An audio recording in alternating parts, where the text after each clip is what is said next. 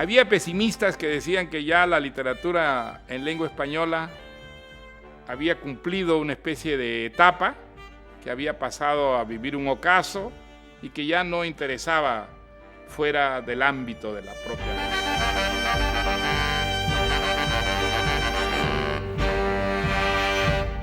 Desde luego que ha contribuido mucho el mito, ¿eh? Porque él es un mito ya, es una figura pues por la vida dramática, su muerte tan temprana, esos últimos años de agonía, escribiendo prácticamente con un pie en la tumba. Todo eso ha creado un mito, pero el mito ha servido en este caso para potenciar el reconocimiento de una obra donde había originalidad, donde había calidad. Yo he conocido gente en Nueva York, por ejemplo, jóvenes escritores que pagaron $50 para poder leer 2666 en las pruebas de imprenta, precipitándose para leerlo antes de que saliera a la venta. O sea, ya es algo de casi de fetichismo.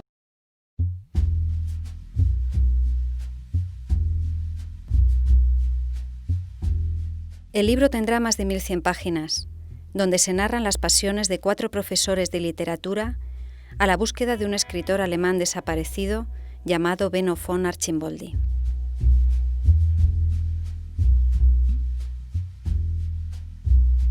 Hay un personaje que creo que es muy Bolaño, que es Reiter, Hans Reiter, por la enorme consciencia de la realidad, la hipersensibilidad hacia todo, y a la vez por ser impávido, como no pertenecer a este mundo.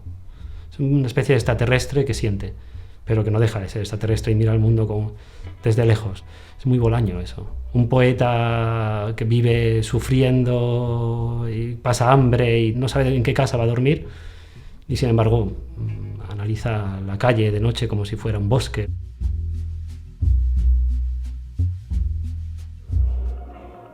Lo que le gustaba a él son los wargames, y entonces digamos que a través de un tablero son réplicas exactas de batallas, en el cual tú puedes llevar un bando u otro y en el cual influye la suerte, porque puedes jugar con dados y tal. Yo creo que él tenía una ventaja, que es que él era un gran inventor de historias. Me gustaba mucho la historia, pero se podía montar un guión rápidamente de una batalla que igual no había pasado nunca. Y que luego decía, hostia, Roberto, pero quieres decir que... Y bueno, te lo dejaba en el aire, que no sabías si realmente era verdad o no era verdad. O sea, la inventiva que tenía supongo que le ayudaba en el tema de la estrategia, ¿no? Y le gustaba, sí, le gustaba mucho. El Tercer Reich responde al interés de Roberto por los juegos de estrategia. Es capaz de estar metido en una partida 24 horas seguidas sin parar, pasión que transmite en esta novela póstuma. Incluso en los momentos más difíciles, la última época de la vida, que sabía la enfermedad que tenía, que estábamos esperando el trasplante, todo eso, incluso en este momento, transmitía vida. Yo más bien diría que porque escribí casi la palmé. Sí. Si no hubiera escrito estaría más vivo y más sano ahora. De eso no me cabe la menor duda. Ahora queda el misterio de saber qué opinaría Roberto ante el creciente número de lectores que se acercan a sus páginas, qué sentiría al ver el volumen de venta de sus obras, y qué pensaría de sus traducciones en Alemania, Francia, Portugal, China, incluso Irán. Bromearía sobre ello seguramente. Ante estos acontecimientos echaría mano de su virtud de reírse de sí mismo y de todos. Quizás usara su espíritu provocador. Seguramente se sentiría feliz.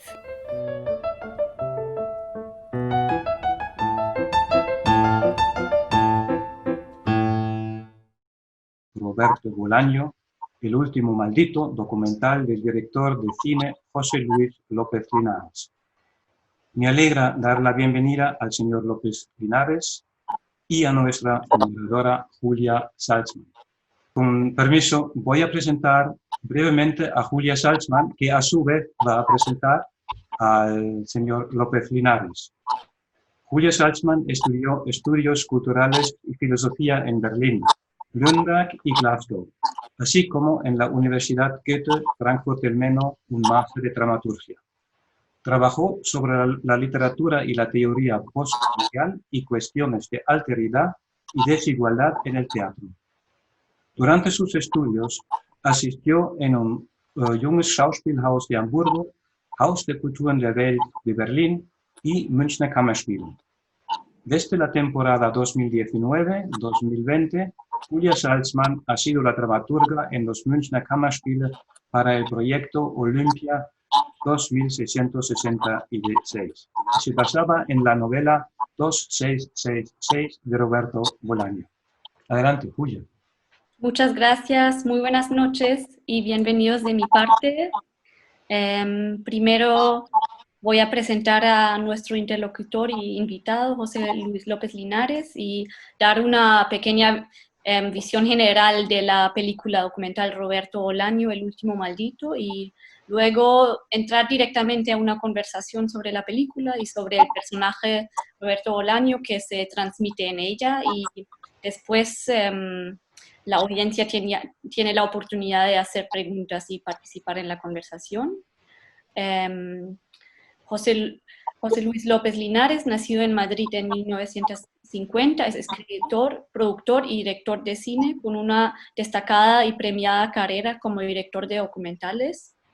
Se inició en el mundo de la cinematografía como director de fotografía junto a Víctor Erice, Carlos Saura o Basilo Marín Patiño, entre muchos otros. Y como director ha destacado en el género documental con títulos como Asaltar los cielos, Un instante en la vida ajena, A propósito de Buñuel, y El jardín de los suelos, y ganó varios premios, entre ellos el premio Ondas en 1997 y el premio Goya al mejor documental y cortometraje. Y por último escribió junto a Olivia Hetrid el guión de la película Altamira, y en el año 2016 publicó El pintor de Altamira, su primer trabajo literario, junto al escritor y director español Juan Fernández Castaldi. Tal vez hay dos tipos de escritores relevantes, los que crean un estilo y los que crean un mundo. Los creadores de ambos son los perdurables, y Roberto Bolaño pertenece a esa categoría. Tanto su estilo como su mundo son muy seductores y gracias a su plasticidad invitan a la apropiación y invitan a la expansión, como también fue invitado de una manera el documental Roberto Bolaño, El último maldito. Y el documental forma parte del programa Imprescindibles, que es un espacio de la televisión española para conocer las grandes figuras españolas de los últimos 2 siglos en el ámbito de la cultura y la ciencia, y el mediometraje poético del año 2010 habla sobre el escritor que falleció en el año 2003 prematuramente y cuya leyenda crece con el paso del tiempo, y a través de entrevistas con las personas más cercanas de su entorno, uno se acerca al escritor y a su vida y conoce sus obsesiones, su increíble capacidad de adaptación a entornos complicados, y se centra en especial en los últimos años que el autor chileno pasó en España, en Blanes. Bueno, bienvenido José Luis Jorge Luis Linares, y quisiera empezar con una pregunta por el título, El último maldito. ¿Cómo interpretas ese título? Bueno, muchas gracias Manfred, muchas gracias Julia, buenas tardes a todos. Bueno, la película fue, digamos, una propuesta de Televisión Española, de la dirección del director de la segunda cadena, y bueno, El último maldito. Bueno, quizás era el último maldito cuando hicimos la película, ¿no? Ya, ahora quizás el último maldito sería otro, no sé. O sea, era un título porque era un título, bueno, era un poco el mito Bolaño ya estaba empezando se había desarrollado bastante, pero pero tuvimos, al hacer la película, yo me planteé pues, hacerla de un modo al principio más convencional, intentando buscar la colaboración de sus, digamos, colegas literarios, o sea, la generación de escritores que lo habían tratado, que habían convivido con él, y resulta que nadie quería participar.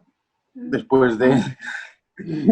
Intentamos contactar con varios escritores y de repente, pues, bueno, ponían excusas o decían directamente que no voy a dar nombres, pero entonces nos encontramos con que, en fin, no teníamos el apoyo de los que lo habían tratado íntimamente en su etapa española, ¿no? Y en su etapa ya de cuando empezó a publicar.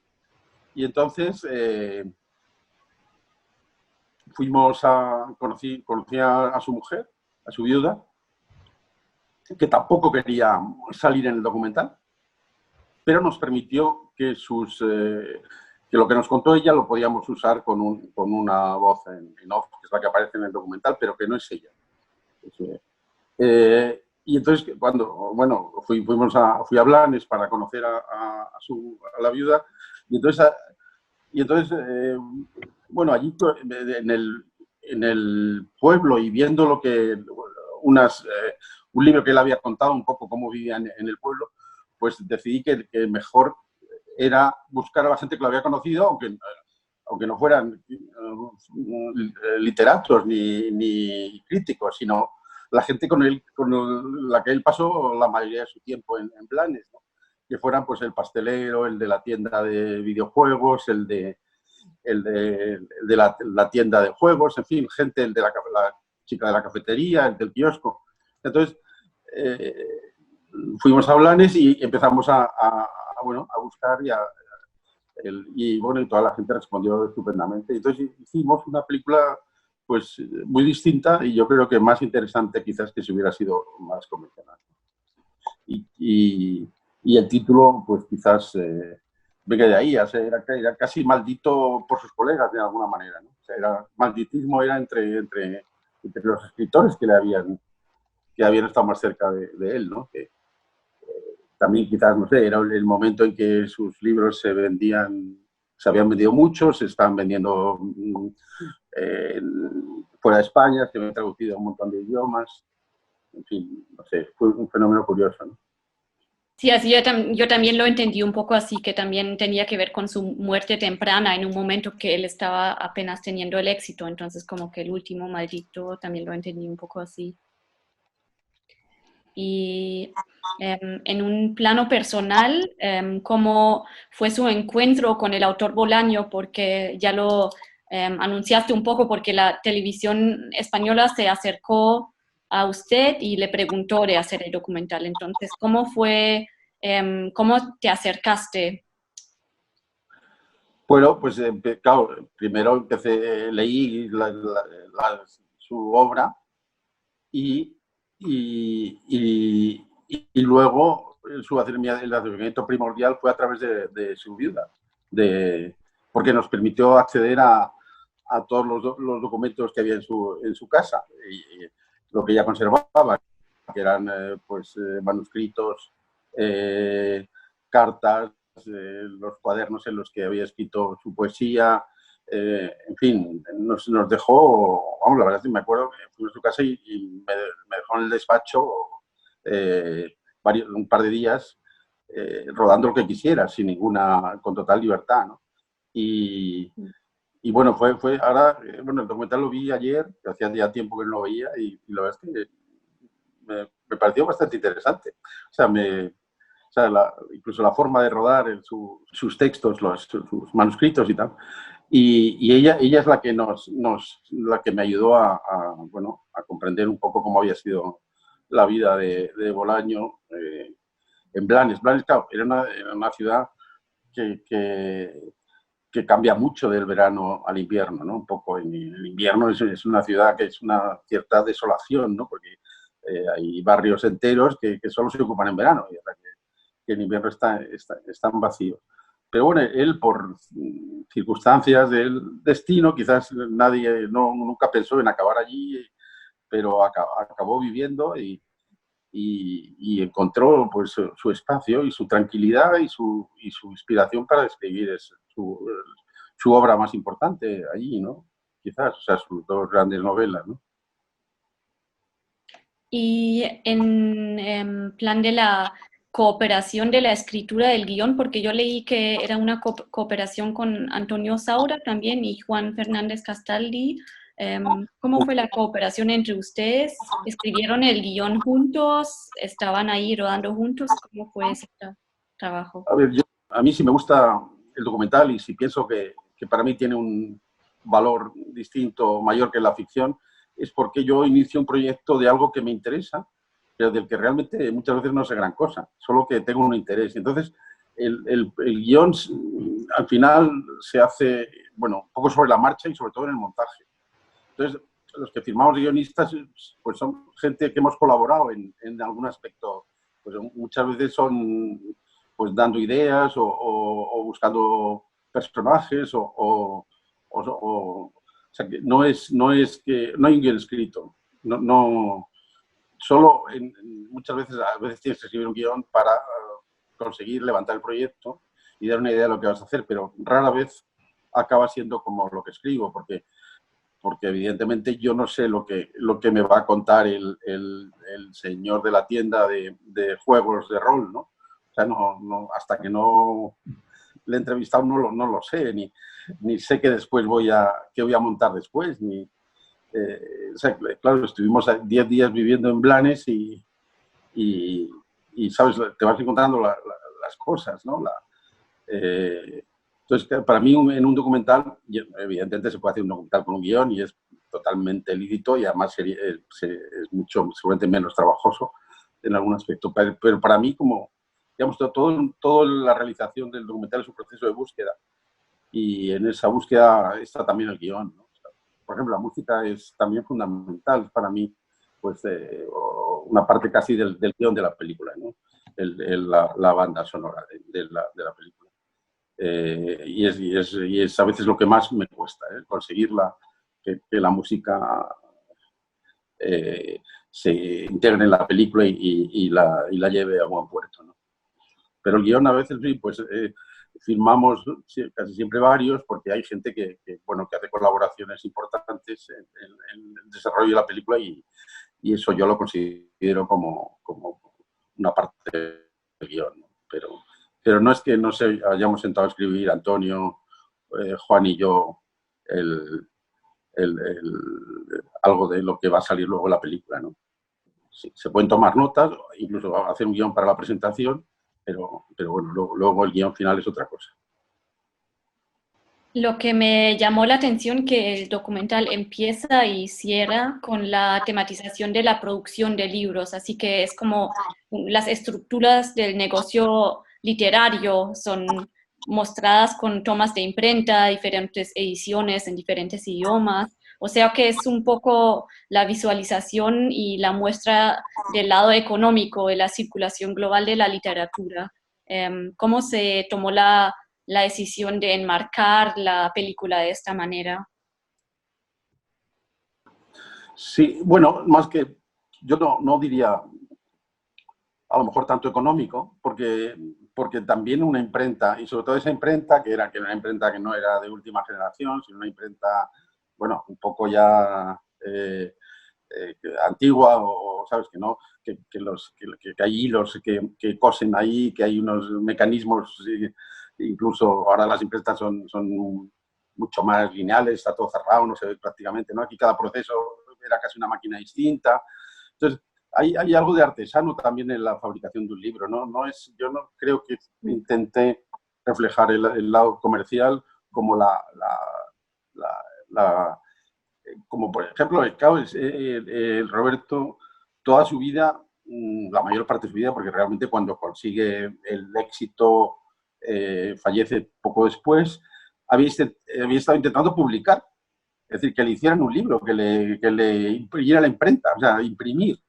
O sea, y quizás va más en ese sentido, ¿no? En el sueño de él realizado, ¿no? de que su obra se está ya cosiendo, ¿no? Están cosiendo los lomos, imprimiendo las hojas, cortando el papel, ¿no? Que me parecía, bueno, un pequeño homenaje a la imprenta, ¿no? Y a los escritores, que al final lo que quieren es que su libro todavía, y esperemos que, yo creo, por mucho tiempo, se impriman, ¿no? Se impriman en papel, no sean solo unos cuantos datos en una pantalla, ¿no? O sea, yo creo que más que el sentido económico era un poco la magia de la imprenta, ¿no? La posibilidad de realizar lo que él ha estado soñando en su cuartito de Blanes o en su casa, ¿no? Que era eso, que su libro de repente ya alguien dijera, pues sí, lo vamos a imprimir, ¿no? Sí, comprendo, sí. Y también en el documental hay una parte donde se habla sobre que hay una gran mistificación de la figura de Bolaño y de su biografía, y que eso de pronto también tiene que ver con o que es también un fundamento de su éxito global. Y hay una parte donde dice que había gente que pagaba sumas enormes de dinero para leer 2666 antes de su publicación, así que como una fetichización del autor y de su obra. Y yo pensaba en qué piensas sobre el peligro que hay que sí que un éxito póstumo después de que murió el autor, que eso distorsia la obra. Pero por el otro lado, también el mito es una oportunidad para reconocer después de la muerte su trabajo, que antes no se hizo. Entonces hay como esos dos lados. ¿Qué piensas de eso? Sí, bueno, realmente lo que pienso es que bueno, fue una fatalidad que él después de cuando logra publicar, bueno, le llega el fin de su vida, pero no sé si eso habrá influido en las ventas, y seguramente, no sé, no creo. A lo mejor si hubieras vivido más tiempo, si estuviera vivo ahora, él podría haber defendido seguramente mejor sus libros, haber sido capaz bueno, por supuesto, de escribir más. Y, o sea, que también hay algo de no solo de vida truncada, sino de carrera truncada, ¿no? Bueno, pues seguramente algo habremos perdido con él, ¿no? Y luego es que claro, es un escritor muy potente, que yo creo que hay gente a la que le marca mucho. Por eso, uno de los personajes de la película simplemente es un lector.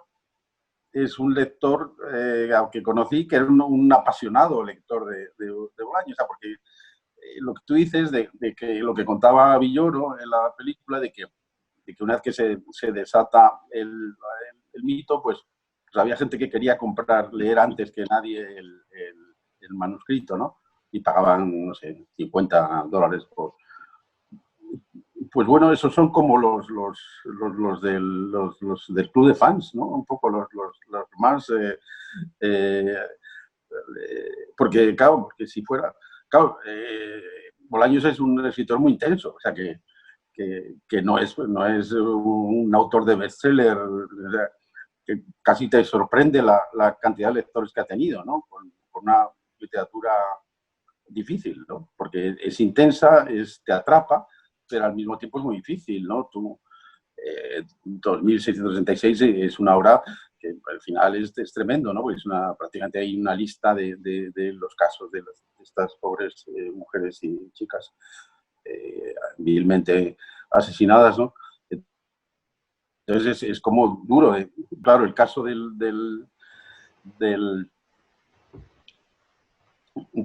la fama póstuma, pues le lleva a que surjan quizás también ese tipo de aficionados, de lectores tan intensos quizás como el propio Bolaño.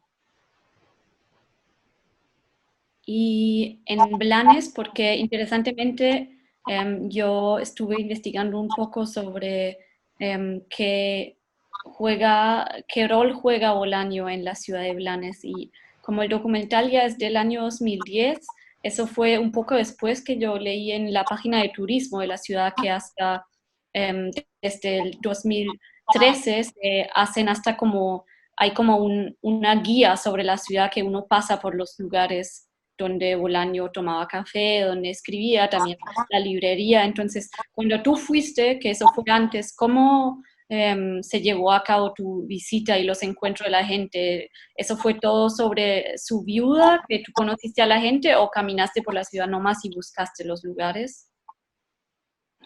Bueno, me hace mucha gracia, ya me contaste el otro día que ahora hay como un circuito Bolaño, ¿no? Como si fuera Dublín, ¿no? De Joyce, ¿no? Un poco a la pequeña medida en el pueblo de Blanes. Entonces, bueno, me hizo mucha gracia porque nunca me lo había imaginado, ¿no? Que pudiera surgir.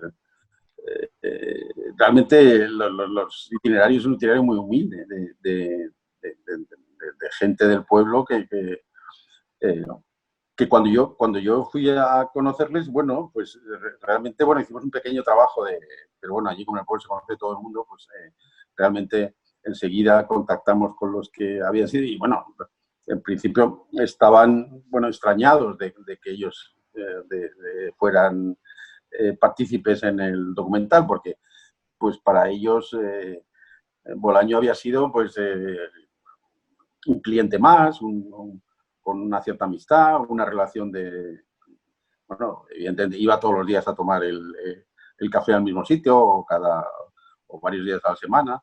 Era la pastelería donde le gustaban comprar el pan y sus cosas, o sea, que era como la vida de barrio, ¿no? Totalmente. O sea, yo creo que muchos ni han leído ni leerán a Bolaño, pero la verdad es que nos recibieron bien, con un punto de sorpresa y bueno, y cierto, bueno, lo que contaban, pues ahí está, es un poco el recuerdo de alguien que luego ya cuando empezó a ser famoso ya y ellos empezaron quizás a mirarle de otra manera, ¿no? O sea, es decir, que pensaban que habían conocido a alguien que tenía un valor que en el momento de tratar con él seguramente no se lo daban en ese aspecto, ¿no? Podía caer bien personalmente o llevarse bien con él, pero pensaban que era un escritor fracasado y ya está. Y de repente supongo que también fue una sorpresa para todos que en el pueblo, en ese pequeño pueblo, ese pequeño núcleo del pueblo, pues de repente explotara el talento de Roberto, ¿no? Y aunque fue encargada por la televisión española, ¿usted tenía todas las libertades como crear el documental como quisiera, o había ya como un guión? Porque yo pensé, como él juega un rol tan importante y es elegido para un programa que ya representa como los literarios más importantes para España, entonces pensé que de pronto ellos ya tienen un plan o te dijeron, puedes hacer cualquier cosa. Bueno, yo tuve libertad total desde el principio, es más, no sé, cuando lo vio los responsables de la cadena, el director, pues les pareció todo estupendo, o sea, no hicieron ninguna sugerencia ni cortar o cambiar nada en absoluto, les pareció estupendo. Normalmente, vamos, yo trabajo con completa libertad, o sea, no televisión española o cuando incluso hemos hecho cosas para Telecinco, o sea, no, o para cualquier otro proyecto, otro cliente, trabajo con total libertad, o sea, que de alguna manera no soy... Hombre, hay veces que a lo mejor la música no la puedes pagar la que tú quieres, porque no hay presupuesto, pero vamos, aparte de los problemas que te puede dar el presupuesto para conseguir determinadas cosas. Por lo demás, y en este caso, bueno, yo creo que con Televisión Española en ningún caso hemos tenido nunca ningún tipo de discusión hasta la fecha, ¿no? Y las fotos del archivo y los manuscritos, ¿eso era todo de la casa vieja donde vivía antes? Porque yo me preguntaba... Eso lo tenía su mujer en su casa, en la casa de la familiar, y lo tenía, bueno, ahí perfectamente archivado y clasificado y tal. Pero ya digo que me permitió, pues eso, ¿no? O sea, acceso total. Ella lo que me pidió es que no quería salir ella, pero me dio todo tipo de información y qué más te decía, fue una sorpresa para mí, claro, enterarnos de que le gustaban mucho los juegos de rol y que se pasaba noches enteras jugando a esos juegos tan raros que son que ya no sé si existirán, porque ahora serán todos por ordenador, pero entonces era como de juegos de batallas, de batallas de la Segunda Guerra Mundial y tal, que son juegos de estrategia pero que se juegan con un dado y unos cartoncitos y unos muy manualmente, ¿no? No sé si eso ya sigue existiendo o no, pero él era muy aficionado a eso y a ser un gran jugador de los juegos de mesa estos. Entonces, quiero ahora dar la oportunidad al público de hacer preguntas sobre el documental o si tienen algún comentario. Bueno, entonces a ustedes ahora a preguntar, a comentar a nuestros invitados, a José Luis y a Julia. Muchísimas gracias por vuestra exposición, me ha gustado muchísimo. Y ahora, ¿quién tiene una pregunta? Ustedes pueden directamente preguntar, o si no, adelante, Daniel, si tienes una pregunta. ¿Visto bien? Sí, muchas gracias. Fue súper interesante escuchar que los autores no quisieron participar y que la gente en Blanes sí quería participar. Y quería saber un poco más cuál cambio intelectual es esta negativa de los autores y la participación de la gente de la vida cotidiana de Bolaño. ¿Qué cambio fue eso y de qué manera era positivo o negativo? Bueno, yo creo que, hombre, fue un cambio muy importante porque cambió totalmente el punto de vista de la película, ¿no? Porque realmente, bueno, en vez de investigar sobre lo que, bueno, sus colegas le habían acompañado en ese momento del éxito y tal, de repente fue cómo había convivido cómo había pasado eso y cómo había convivido con la gente de su pueblo. Yo creo que fue mucho más interesante. Yo creo que fue una gran suerte. O sea, que les estoy muy agradecido, en el fondo, de que no hubieran... O sea, realmente se me debería haber ocurrido. O sea, que antes, ¿sabes? Pero o sea, bueno, no fue así, pero por suerte, bueno, pasó eso y no sé, tampoco he querido especular mucho sobre los motivos que podían haber llevado, pero fue bastante unánime, ¿eh? O sea, que no fue, bueno, dos escritores que sí quisieron participar, bueno, Vargas Llosa y Villoro, pero que de alguna forma no estaban tan cercanos, ¿no? No eran sino, no, Vargas Llosa, en fin, lo hizo muy generosamente, ¿no? Pero y él está lejos ¿no? Le pareció muy interesante, le gustaba Bolaño, pero no era de su círculo, digamos, ¿no? Ni mucho menos.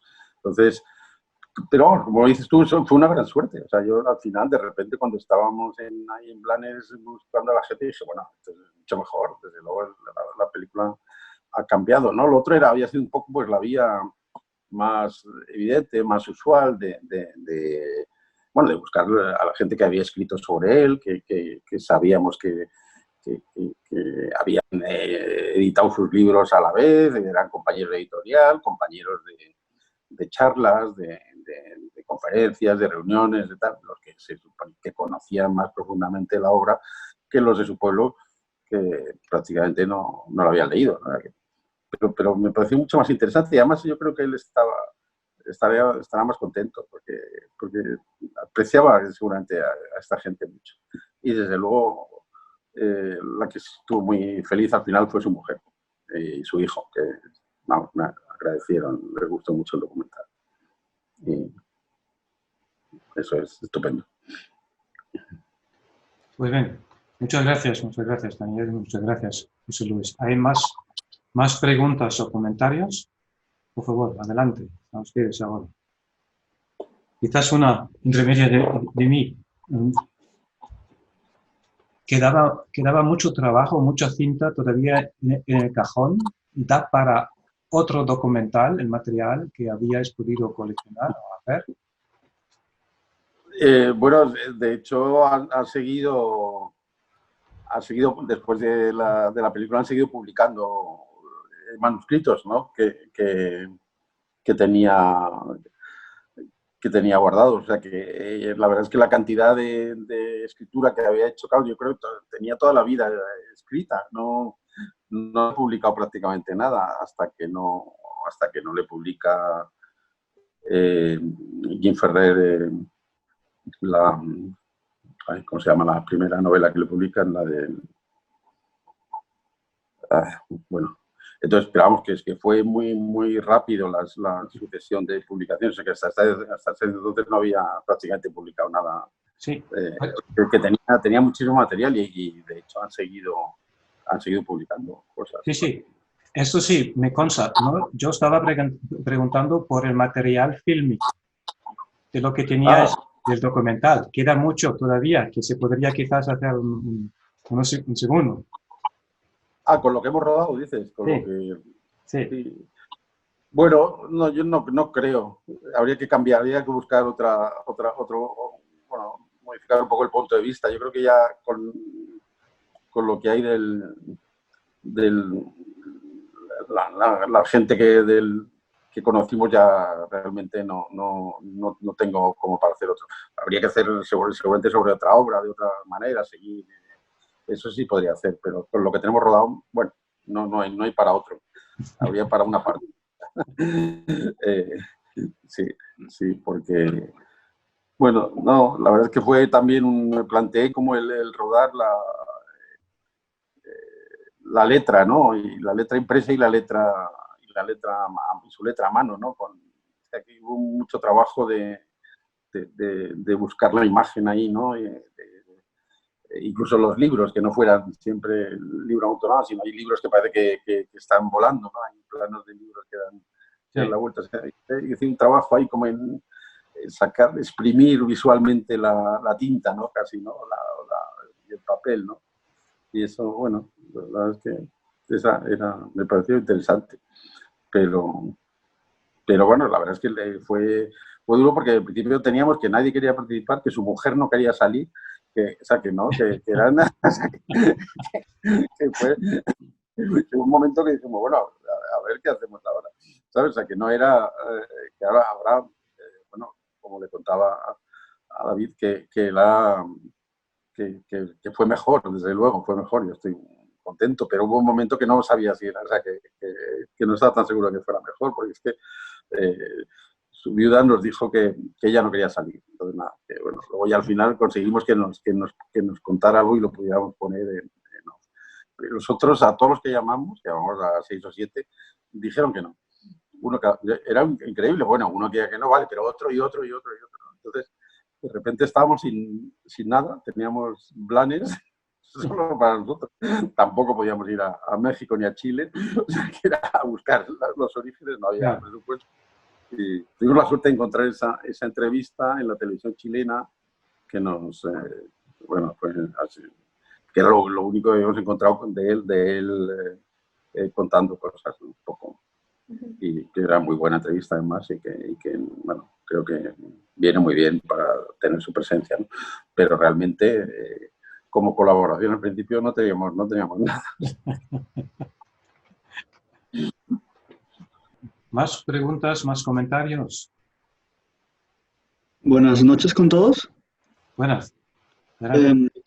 Bueno, actualmente es innegable que Roberto Bolaño es una figura literaria muy importante y que a lo largo del tiempo ha ido ganando lectores.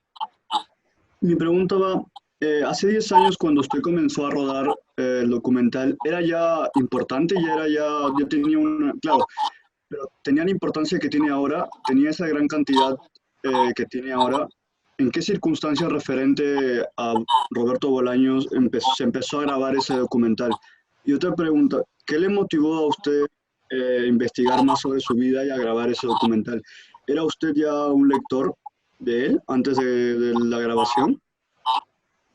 Bueno, sí. Vale, a ver, bueno, no era un lector de él antes de la grabación. No, yo no soy desde hace ya unos años no leo muchas novelas. Suelo leer más poesía y ensayos, si quieres, que novelas. Hace ya años que cada vez he ido leyendo menos novelas, pero cuando tuve el encargo leí su obra, por supuesto. Y la otra pregunta, ¿cuál era la primera? Ah, sí, el grado de... O sea, entonces, bueno, era ya... Bueno, él había vendido muy bien Los Detectives Salvajes, y después 2666 había sido un éxito, pero ya había sido un éxito además internacional. Ya hubo agentes en Estados Unidos que se interesaron, ya había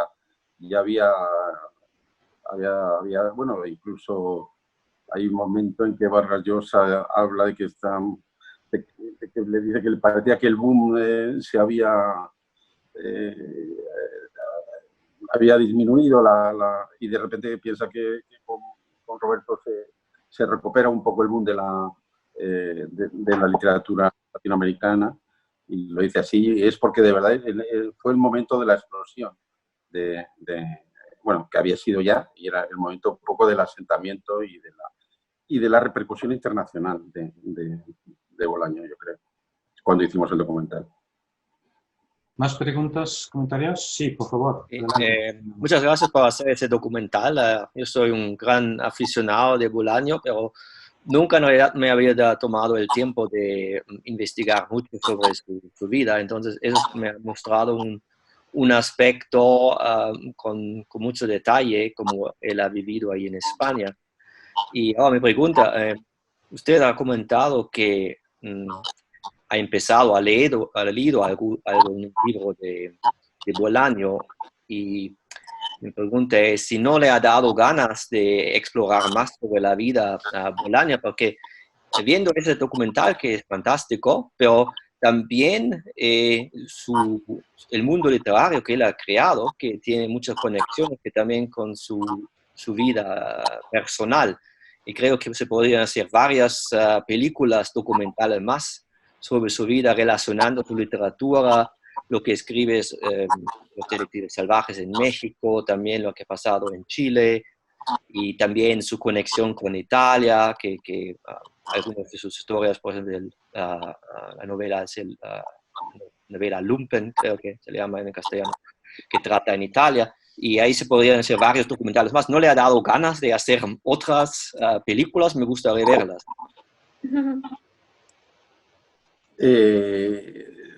Pues sí, lo que pasa es que uno, en fin, una película es algo que no depende de mí solo, sino del presupuesto, de la oportunidad, de que te la financie alguien, de que te la vaya a emitir. O sea,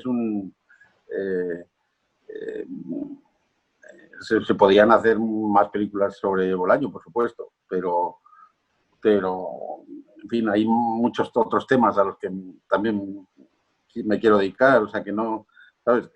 Que tienes toda la razón, se podía haber hecho otra película sobre Bolaño con otro enfoque completamente distinto y ahí han validado más, ¿no?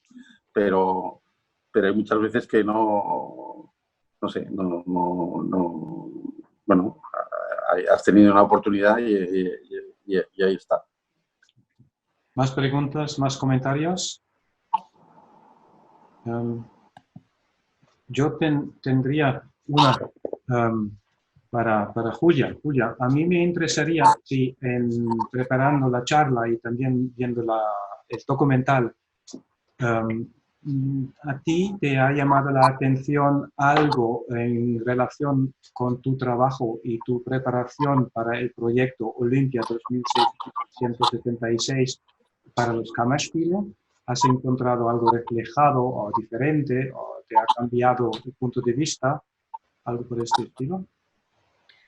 Pues yo creo que la manera que yo me acerqué a Bolaño fue mucho más por su literatura. Entonces, todo eso que es el plan personal, que es más un acceso por la gente que él conocía en Blanes, yo no lo tenía en cuenta. Entonces, todo lo que yo trabajaba era más sobre el contenido de 2666. Entonces, era interesante no pensar en un autor que está creando mundos con su literatura, sino también pensar en la parte personal que de pronto también influyó eso, que es especulativo, que eso queda, pues no lo sé, en qué plan él también, lo que siempre se dice, que también era escribir contra la muerte cuando él escribió la última obra, que él en realidad ya sabía que no iba a vivir mucho tiempo más. Entonces, yo creo que conectar, no sé muy bien, es como más que alargó mi vista a Bolaño, porque es un nivel muy diferente de acceder al autor, que yo no lo tenía antes. Sí, muchísimas gracias. Yo quizá tendría una pregunta para Julia.